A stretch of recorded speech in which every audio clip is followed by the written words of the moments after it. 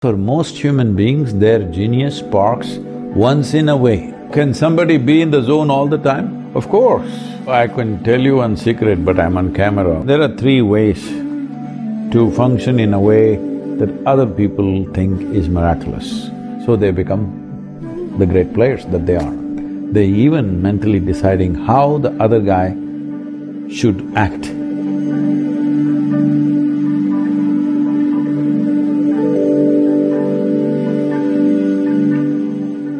When I've felt a real sense of joy, where there's been I guess a slight switch in my experience, or at least a different kind of experience, has been what sports people might call being in the zone. In the zone, of course, yeah. And maybe an overused expression, but at least there's an experience there where momentarily you feel a little bit as though your influence is reaching further out than your small space. See, you may be in the zone and throw this… what do you call that one? Which one's that? The pear. The rugby ball, yeah. It's not a ball. Yeah, it's a ball. Yeah. But it's not round. No, it's still a ball. Still a ball, yeah. Okay, when you in the zone and you threw it perfectly well, and I am on the other side with soap on my hands or butter on my hands and it just went off. Zone doesn't work, isn't it? Huh?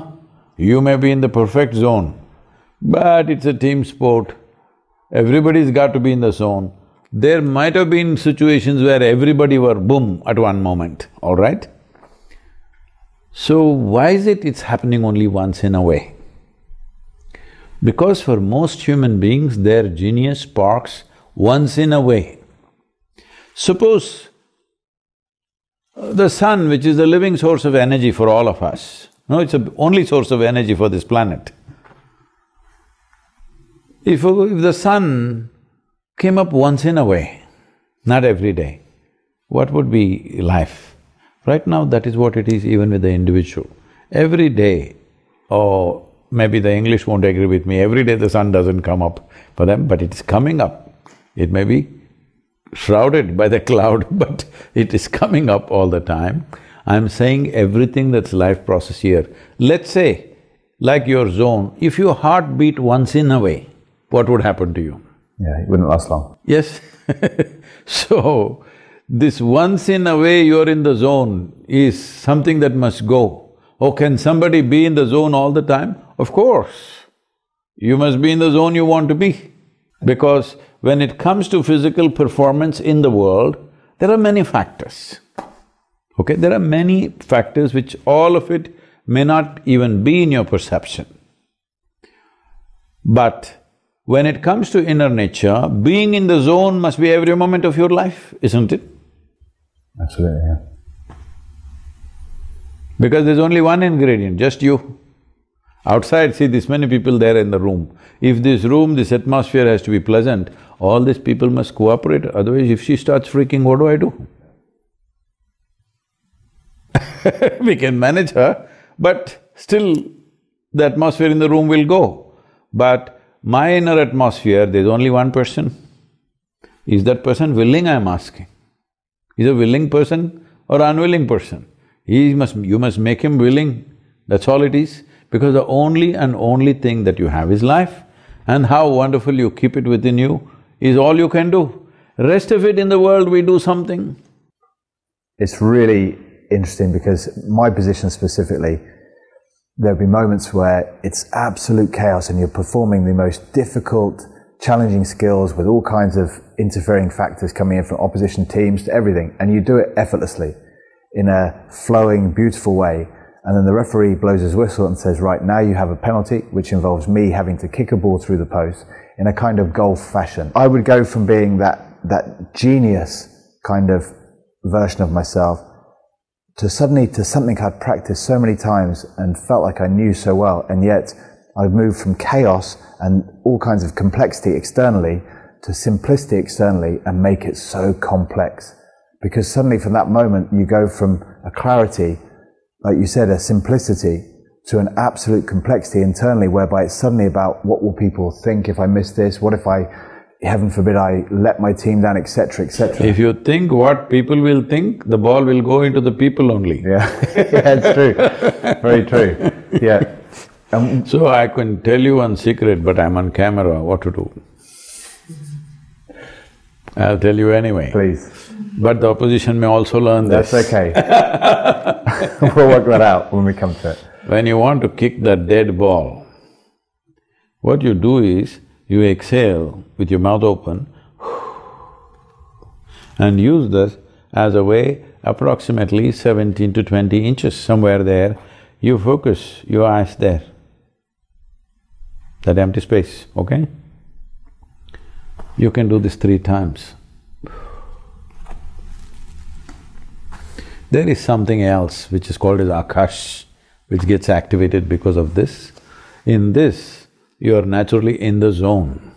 See, there are 3 ways to function in a way that other people think is miraculous. One thing is to become all body, that you don't have a mind at all, just all body. Like, I don't know, I shouldn't use names probably. There are some great players in soccer where you see them, you can see they don't have a mind. They're just all body, and they'll do miraculous things that nobody ever thought they could do at that moment when they're like that. And they're getting into that zone more often than others, so they become the great players that they are. Another way is a very powerful mind which visualizes and creates what it wants. That's another way to be there, which is powerful, but I don't know how many people have the necessary discipline and focus to do that. A few do that. Some people who build the game have this thing. They even mentally deciding how the other guy should act. Many times you've seen this in rare moments, particularly in soccer and also in cricket game. The bowler decides how the batsman should act, you know? I recognize that. It's really wonderful to see that. Because like Sachin Tendulkar was saying, he was asking me a question in a conference.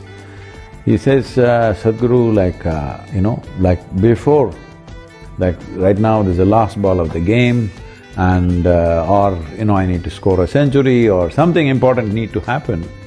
Even before I play the shot, I see that this is the ball the bowler will bowl and I'm already ready with that shot and that is how he will bowl and that's how I will hit. So this is using the mind to see that guy does what you want, all right?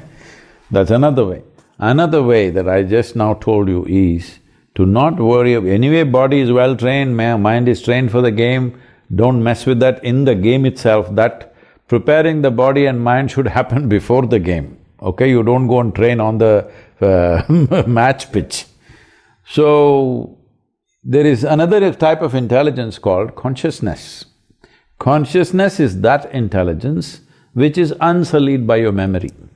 Body is full of memory. It's taken this form only because of its evolutionary memory, genetic memory, karmic memory, like this. Because of memory, this body has formed a shape. Because of memory, your mind has taken a certain shape. But there's another intelligence which is untouched by memory, which is the fundamental and the most powerful form of intelligence in the universe. If you touch that, your body and mind should be well trained anyway to play that game, otherwise you cannot play. But once you touch that, you play in such a way which is magical for other people. There is no answer with anybody around you. There are many times certain sport reaches that place. Knowingly or unknowingly, the player gets in and they themselves are surprised. I've seen this sometimes, the tennis players, they're surprised, did I make this shot? They can't believe it themselves because they got into that space. That's, for me, beautifully explained. Thank you. Sadhguru, thank you very much for being part of the I Am podcast. Thank you very much. And we couldn't wish you better with the Conscious Planet Safe Soul movement, and for sure we will be adding our support. 100 days. The 100 Get all days. the sports people in this country We shall push that message. to say something about soul. We shall definitely push that message for sure, and I will be involved too. Thank you very much. Thank you.